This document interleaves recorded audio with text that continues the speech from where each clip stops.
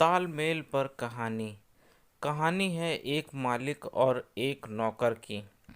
एक गांव में एक पंजाबी ढाबा था।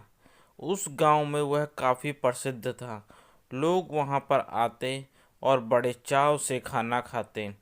परंतु उस ढाबे पर एक नौकर ऐसा भी था जिसका काम में मन नहीं लगता था। वह बहुत शांत रहता था। आए दिन उससे काम में गलती होती रहती और उसका मालिक उसे रोज खरी खोटी सुनाता था। कभी वह अच्छे से बर्तन साफ नहीं कर पाता, कभी वह साफ सफाई नहीं कर पाता था और कभी कभार वह खाना भी अच्छे से नहीं बना पाता था। काफ़ी दिन तक उसके मालिक ने उसकी गलतियों को नज़रअंदाज किया, पर एक दिन उसके सब्र का बांध टूट ही गया। एक दिन वह नौकर अपने ग्राहक को खाना परोस रहा था, परंतु ना जाने क्या हुआ, उसका पैर फिसल गया और उसका सारा खाना ग्राहक के ऊपर गिर गया। उसकी हरकत देखकर उसका मालिक उसके पास आया और उसे खूब खरी खोटी सुनाने लगा तथा अपशब्द का प्रयोग करने लगा। वह बेचारा नौकर शांति से अपने मालिक की बात सुन रहा था। उसने कुछ नहीं कहा। कुछ समय बाद उसके नौकर ने सिर्फ इतना ही कहा, मैं अस्वीकार करता हूँ, और वहाँ से चला गया। उसका मालिक उसकी बात समझ ना सका और संदेह में पड़ गया। बगल में खड़ा एक व्यक्ति सब कुछ देख रहा था।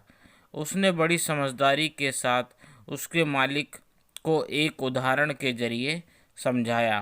उसने पूछा, क्या तुम्हारे घर कभी कोई मेहमान आते हैं? ढाबे के मालिक ने कहा, जी हाँ, आते हैं। तो तुम उनके स्वागत तथा खान पान की तैयारी अवश्य करते होगे। मालिक ने कहा, जी हाँ, हम अतिथि को भगवान मानते हैं और उनका स्वागत व खान पान की तैयारी दिल से करते हैं।